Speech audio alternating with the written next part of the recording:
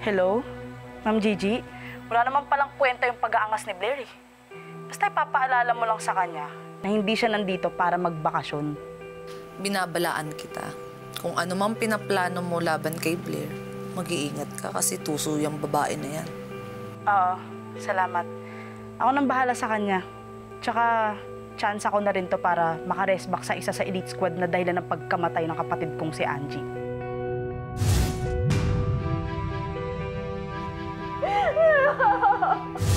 Nagwo-worry lang din naman ako sa'yo dahil ayokong matulad ka kay Angie. Nagkausap naman na kami ni Ma'am Sofia tungkol sa mga gagawin ko. Basta, mag-focus ka ngayon sa pagsampa ng kaso kay Mayor. Para magkaroon na ng hustisya yung pagkamatay ni Angie. Ako nang bahala dito. Sige, salamat.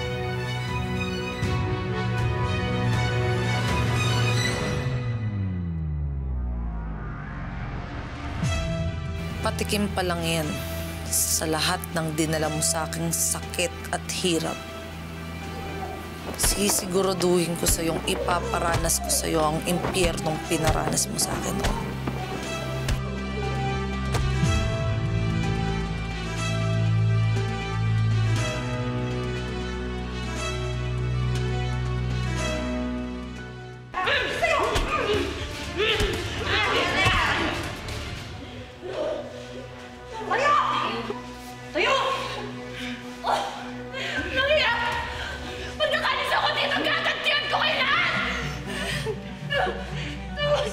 Tama nga talaga yung sinasabi nila yun, no?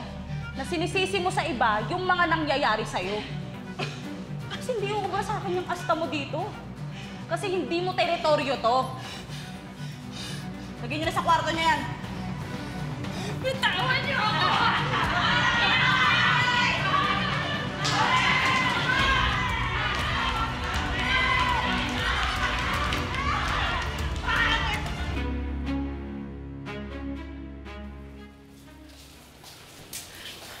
Ba't mo ba ako dinala dito? Don't tell me, bubuli mo na naman ako. Hindi pa nga ako nagbe-breakfast eh. Maya na almusal. Dito sa hospital na to, lahat may ginagawa. Lahat may kontribusyon. Anong ibig mong sabihin?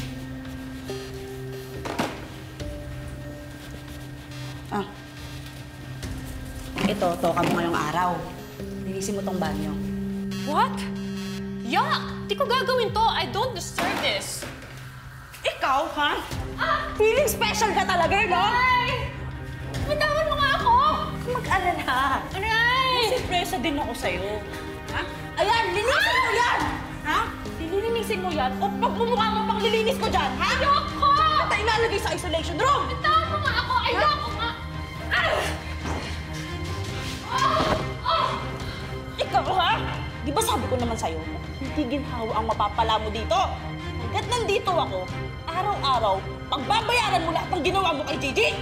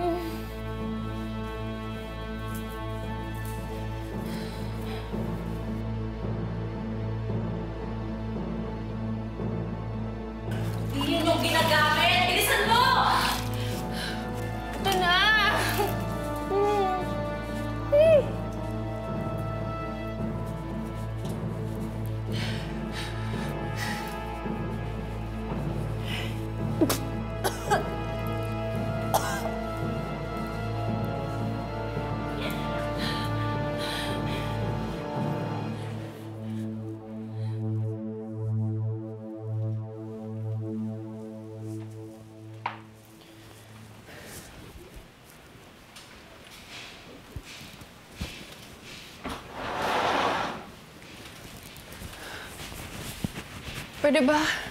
Nakikiusap ako, tama na. Huwag mo na akong saktan. Relax lang. Ito naman, masyadong nervyosa. Nandito lang naman ako kasi gusto kang dalawin ng kaibigan mo. Talaga? Sino? Humanda ka ngayon sa akin. Dumating na ang kakampi ko.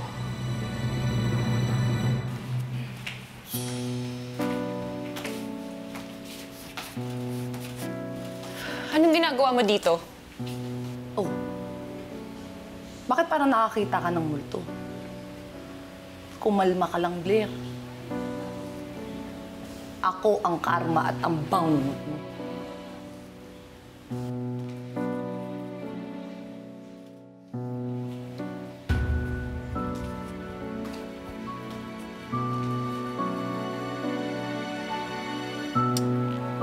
And it was all a scam para makuha namin ang pera mo at ang bahay mo. Now, everything is with us. Ang galing, no? Halos walang nabago dito. Pero may pinagkaiba. Ikaw yung nakakulong at ako ang nasa labas.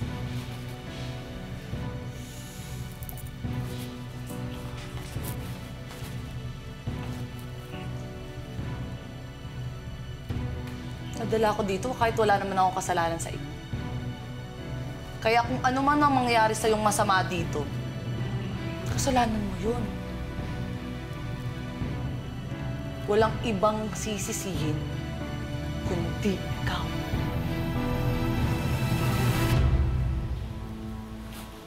Ay!